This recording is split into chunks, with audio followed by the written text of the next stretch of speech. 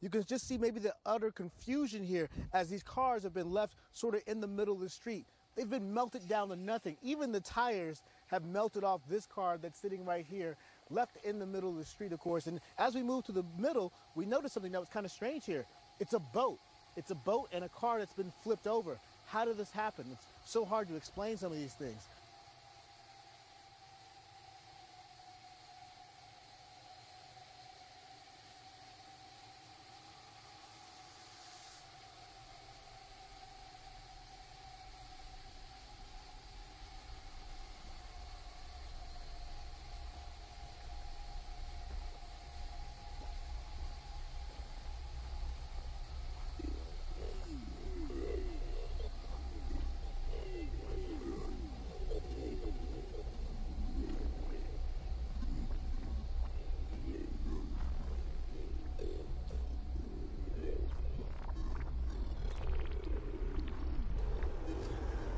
Hi guys, I am just doing a video about this video by Mental Boost on YouTube because I want to ask you guys your opinion and what do you think.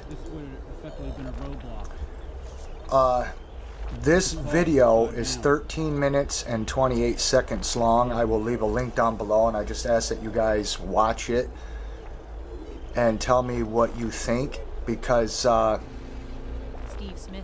just don't know how some of this that's being videotaped is how you can explain it. Now, right there is the undercarriage of a car. And I will play this a little further. What you're looking at is this hole is for the sending unit of the gas tank, which would be accessible from beneath the rear seat of the car. This well right here is beneath the trunk where your spare tire would go. This is the muffler, and this is the remainder of the exhaust coming down and away from the car that normally pass through this channel right here. These are the two gas tank straps. So this is indicative that the gas tank on this car blew up, and that's why the gas tank is missing, and the straps are snapped and the car is on its side. But what I'm wondering is over here, how did the engine come out of this car? Let me play it a little more. The engine came completely out of this automobile. How does a fire do that? Now I can understand an explosion on the back of the car overturning the car, but how does the engine end up over here? How does an explosion on the back end of the car rip the engine out? Because right there is the motor. This is what makes no sense to me. Any guy that has ever removed an engine from his automobile with his buddies on a Saturday or a Sunday and has some guys come over to help him knows what it takes to remove an engine from an automobile. If it was an explosion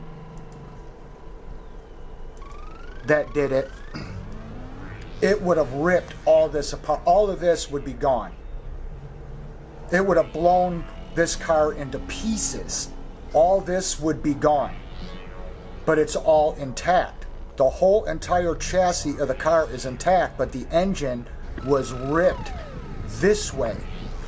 When the explosion was to the back of the car, there was more force to rip out the engine than there was to blow the gas tank off and overturn the car. This doesn't make any sense to me. I will show you another vehicle. Let me back up here. Here's another thing that makes no sense. You are looking at a crankshaft of an engine. This is an internal part to an automobile. How did it get beneath the bed springs and the rubble? This came out of an engine. This is to the inside of a car's engine. Car or truck. All engines have crankshafts. How did it get through the engine block and land there?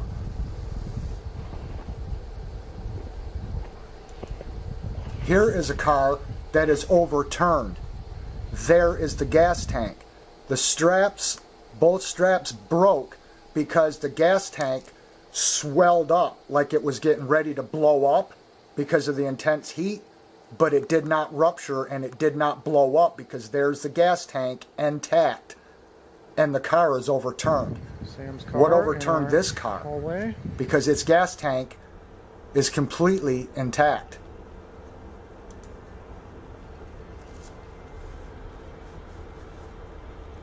I don't know what you make of that. It literally looks like a bomb went off. And in this video, even the news person reporting on the story is trying to, even mentions in this video, he doesn't understand how any of this happened. This is a boat that's upside down, an aluminum boat, but nowhere in this video is the trailer to this boat found. Where did this boat come from? It's upside down, and all the vehicles in this video are upside down. There's the boat, upside down. There's no other way out. This would and no boat trailer anywhere.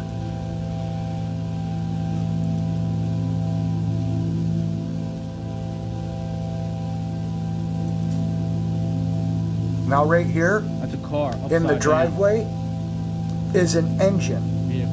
And it's melted. That is an engine sitting upright in this guy's driveway, and the whole engine is melted. And you're telling me a fire does this? Never in my life have I ever seen a pickup truck, and this is a Dodge Ram pickup truck. There's the engine right there, and the whole entire truck is gone. The whole thing is gone. I don't know what's going on in California, but this evidence here is not normal. So I'm going to leave this video for you guys to watch yourself, but it's interesting to see what's happening to these vehicles. How an engine can come out of the vehicle and there's the exhaust from the engine coming this way towards the camera. I don't know, you guys. You tell me what you think. How on earth a fire can cause this kind of damage. And how all these vehicles are overturned except the pickup truck. And look at this stuff, how it melts and runs along the asphalt and then re-dries. And how these vehicles out in the street are upside down. This one is completely, this is a pickup truck. See the gas cap right there? This pickup truck obviously was blown into the air because as it come down, it crushed the car. That's why the doors are bent and the roof is all crinkled like this. And it has no rubber tires on it, and it's laying in the street upside down. Now I know gas explosions can do this from rupturing a gas line or a fuel tank blowing up. But like I showed you that other vehicle that still has its gas tank intact right there, and this vehicle is upside down. What am I missing here? There's a motorcycle under. And that crankshafts are on the outside of engines, laying in yards, and engines are outside of vehicles and they're melted. Touch it. But the vehicle that has its engine out of it is just, I don't even know what to make of that. The house over there that's no longer there. How this vehicle right here could have its engine, if it was an explosion, it would have gone upwards and out the hood, not out the bottom of the vehicle. Anyway, you guys watch this video for yourself and let me know down below what you think. But when I look at the images of the aftermath of these so-called wildfires, this looks more like an Afghanistan war zone than a wildfire. There is no way a wildfire can do this kind of damage to automobiles. No way. Thanks for watching, guys. We'll see you again. Bye-bye. The other question I wanted to ask you, though, before we head out here is, you mentioned these blue flashes, and I saw other videos that weren't on your channel that talked about the same thing. So it wasn't like lightning. Can you describe why it was different than lightning, what it is that you experienced?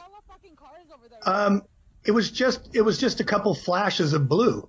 And, you know, since I've been looking up and looking at the skies since 2005, I kind of took it to be some type of new kind of, I just thought it was just a new kind of chemtrail, because we had, back in August, we had, as I said earlier, we had the hottest temperatures. We got up to 118 degrees in Santa Rosa and blew the doors off the hottest temperatures. Another note is I have an apple farm over 140 trees, and I got one box of apples. One box. All my fruit's gone. All the trees. I mean, it's another weapon, I think, is being occurring with these temperatures and stuff. But the blue flashes, I don't know if they were part of it, but I know they have the capability. A lot of people are commenting, no, it has to be invisible. But so many people said they saw the same thing that it couldn't be discounted as just random, because so many people from so many different areas said the same thing. And a couple of people that I posted on my video said they had cameras. Or said they took pictures of it, and I posted those, and other people said, oh, that's the flash from a camera. But so many people are reporting it that it has to be valid, because it was eyewitnesses and first-person accounts. And I find it very, very humbling, and like you said, is very disconcerting when you're using first-person accounts. I saw this, and people are looking at you, go, you're wrong. You know, you didn't see it. You know, Yeah. No, you didn't. And the other sad part of it, I don't want to be Debbie Downer here, but unfortunately, you know, the not in my backyard syndrome, it's happening here as well. And since these torch fires hit one neighborhood, Coffee Park, Fountain Grove, but didn't hit next door, the people that didn't get hit next door are just going back to their daily lives like nothing happened. Yep. You know, and it's sad. It's like, gosh, man, what does it take? You know, and the people in Houston, I saw the same thing. The areas that were hit, people are out, they're gone, they're refugees. I mean, this is a new term. It's called climate refugees, and it's happening in the United States. And there's thousands and thousands of them. And this is part of the Agenda 21 and stack 'em and pack 'em and getting everybody in the cities, is to create this refugee status and then start providing these 250 square foot homes. And interestingly, they passed the stack 'em and pack 'em laws on the same day in New York City and in San Francisco. So I've been collecting comments from people, from readers, putting in what they saw in the area and documenting it, and we'll be presenting this to the fire departments and appropriate agencies. But let me just show you this list, and I just highlighted the word blue, and you can see all the blue flashes, blue laser light, really bright blue, as you'll see in a minute from this Take a Walk. He actually filmed the flashes, and we have other people doing the same. But here, blue flashes, blue lasers, nothing I've ever seen before. And it goes down. And in Potter Valley, I saw blue streaks like flares. I live in Santa Rosa, west of 3rd, and I saw blue light. I live in Santa Rosa, Indian Valley. I saw blue lightning. And it continues on. I have pages and pages of this, folks. And Sue Nami says, sacrifice all right. My cousin in Miami saw the blue lights coming down from the sky as well, right in the thick of it. I was speaking with her when she saw them. Firefighters say that when you explained about the aluminum from chemtrails. So this was posted the day after the fire, supercharged by powerful winds, whipped through Napa, Sonoma, and Mendocino, killing at least 10 people. Starting in the middle of the night, hopscotched across neighborhoods, raced across fields, jumped freeways, gusts up to 70 miles an hour, walls of flames nearly 100 feet high, throwing embers ahead like hot fingers into strip malls and subdivisions.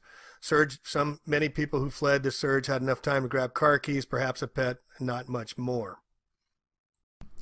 All right, here's a chart from the San Francisco Chronicle of the wind, and you can see that there was no wind. I was here this day in the Santa Rosa area. We got evacuated twice, and all of a sudden about 10 o'clock the wind started swirling, but before that, in my comments, there was no wind.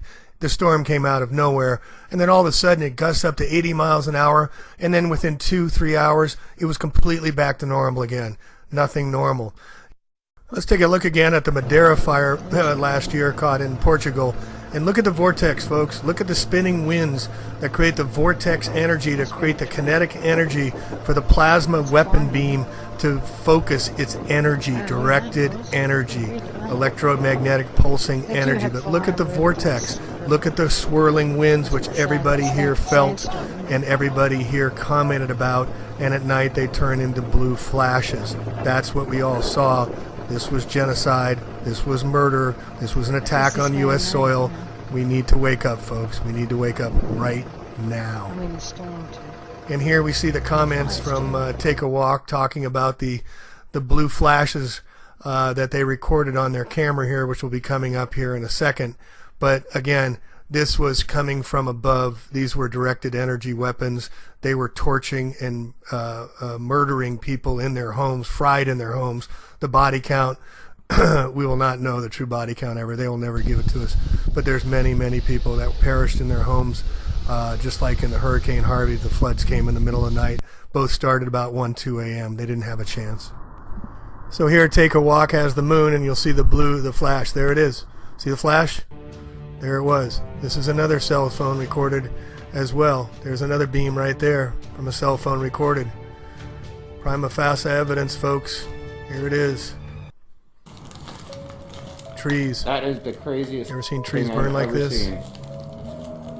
No one has. It's hollowed out the tree. From the inside, not on the outside. Fire and how do trees burn from the inside and not on the outside? Straight up the middle of a tree. It had to be directed energy weapons, folks. They torched the place with thousands and thousands of degrees, targeted certain areas, certain people, certain homes, certain businesses. Agenda 21, weather war terrorism. That is nuts. Quite an interesting last few hours. About 11:30 last night here in Santa Rosa, California. Out of nowhere, wind started circulating. I went outside as I heard my chime starting to go off, and I thought that was odd. There's winds, and all of a sudden, blue sparks came out of the sky. No lightning, just blue sparks. And at 1 o'clock in the morning, 60 fires, Napa, Sonoma, Santa Rosa, just hit everywhere. And these firefighters are saying to a person they've never seen a fire like this. They've never seen it move this quickly. It came out of nowhere. There was no storm fronts. There was no lightning. This was completely geoengineered. The movie Geostorm is coming out in 2 weeks. Folks, there was no wind before this happened. There was no storm before this happened. I can't make that any clearer. I can't tell you how geoengineered this entire thing was. I'll keep saying it over and over because it was. But here you see the homes burning. I mean, they just combusted. That's the word people keep using, is combusted. So having that been said, again, this is around now August of 2011. PG&E has since come under fire on many issues, and certainly the fact that they've been in collusion with the California Public Utility Commission. So what happened in order to create the illusion that the California Public Utility Commission actually regulated the utilities, which they don't. It's all Rothschild. They slapped PG&E on the hand and required a document release. Well, there was a large document release, as I recall, about 7 or so months ago, and different members in this group, this EMF Safety Network group that I'm a part of, were going through these documents that were released by PG&E. And I'm going to read to the audience a document release, and it is extremely disturbing with that background in mind of what I said about everything starting here, literally in Sebastopol, California. Again, wonder why they picked Sebastopol. That was, again, ground zero for the anti-smart meter movement.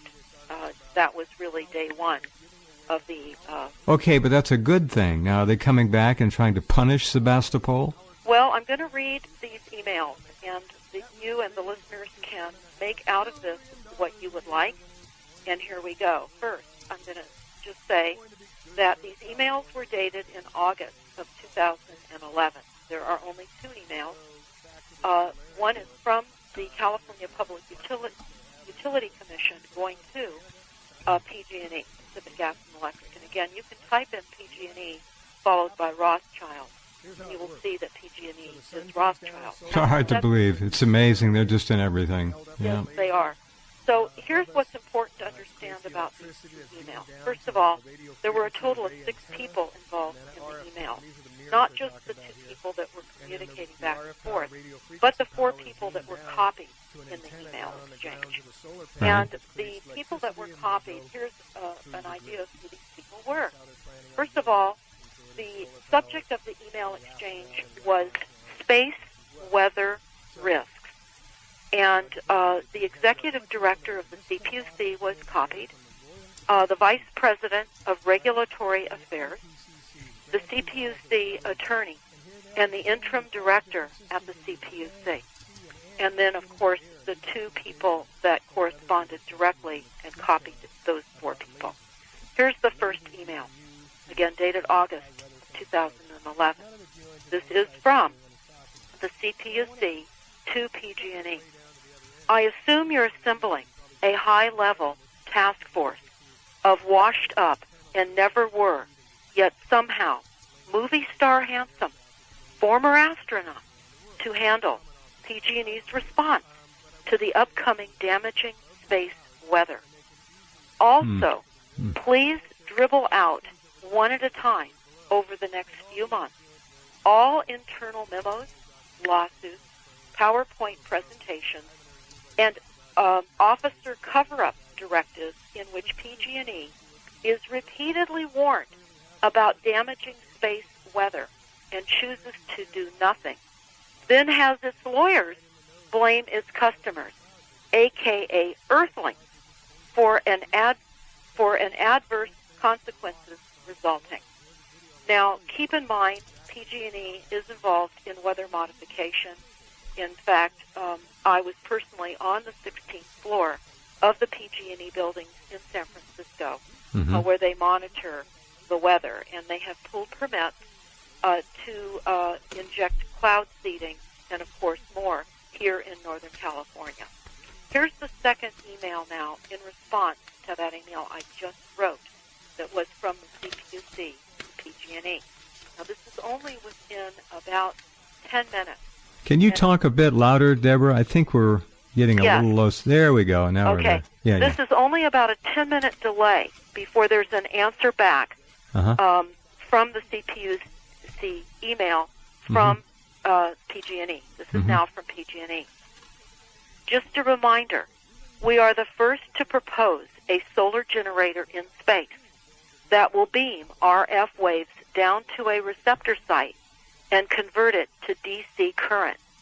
We have changed our receptor site from the Mojave Desert to Sebastopol, California.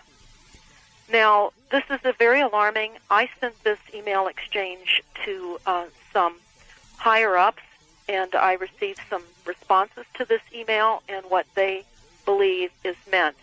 And this is the first comment response to this email exchange. I consulted with a top expert, a man who was a high official in an American electronics company with a classified job and deep knowledge about these matters. I have been able to come up with the following. This system is set of orbital sun collectors, which will concentrate sunlight and convert it to microwaves and send it down to a station to generate power. It, however, could be used by aiming to any target below within a certain radius to completely destroy all human life slowly in a large city. Very dangerous, unneeded means of generating power now that we have so many free energy means available. Obviously, most energy providers are associated with and under the control of the U.S. government and Intel. Here's the second comment to this email exchange. I agree with your assessment. This email exchange dated 2/11 is indeed very disturbing.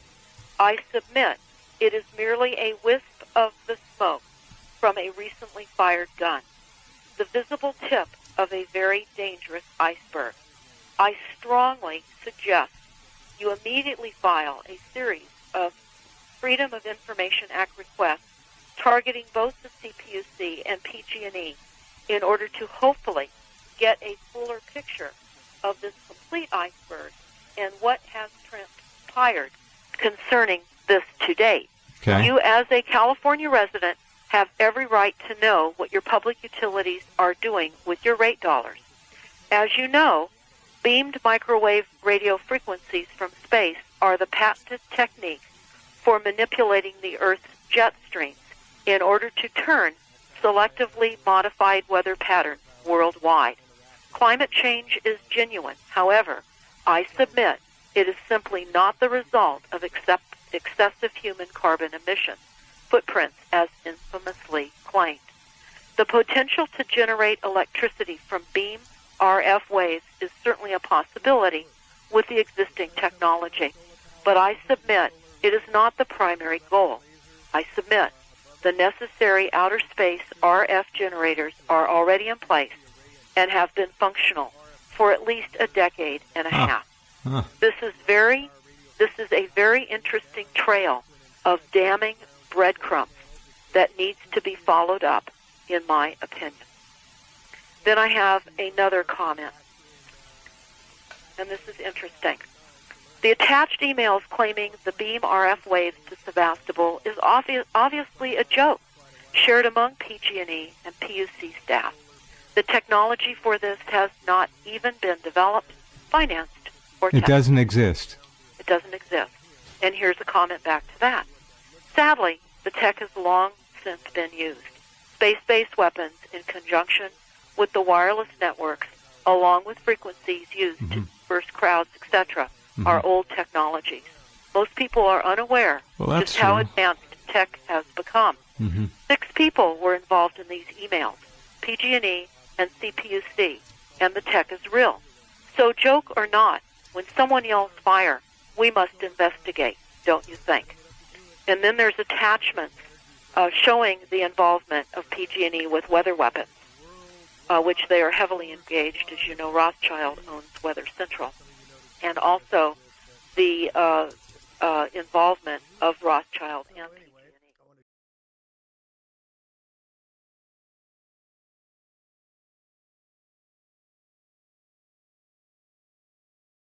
Sequist had been down in Nicaragua, and he was on a Black Ops team for the CIA.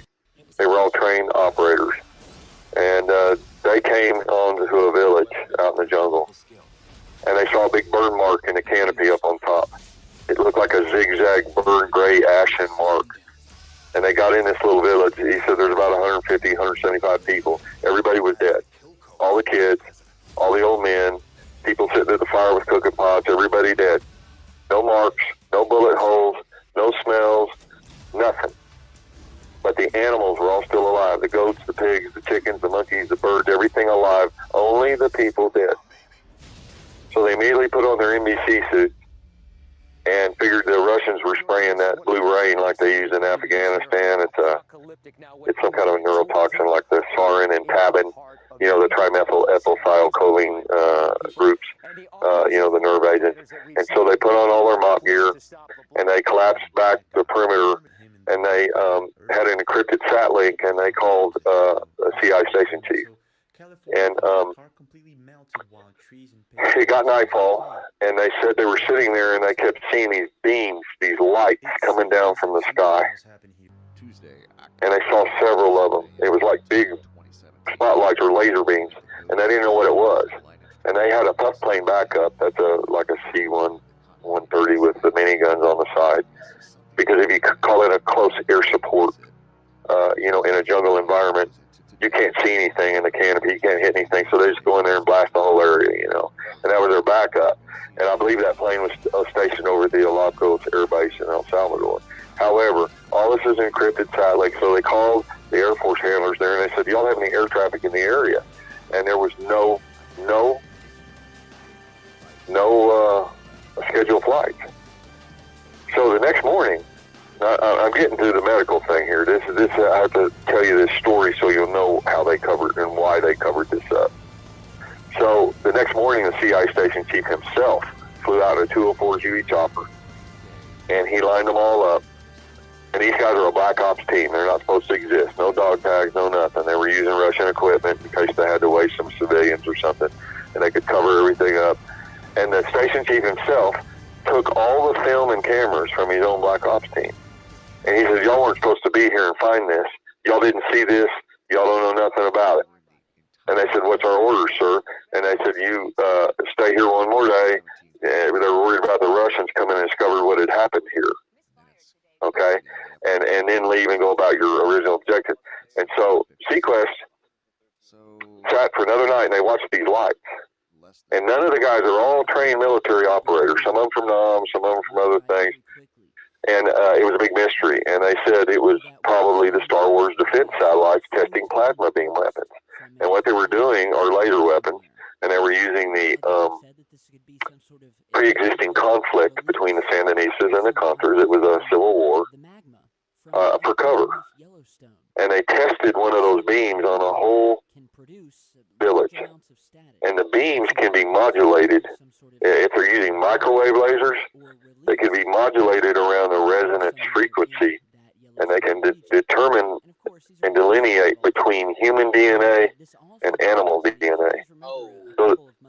So the beams can be tuned frequency-wise to disrupt human tissue and not the animal tissue. And that's what they were figuring out. They didn't know.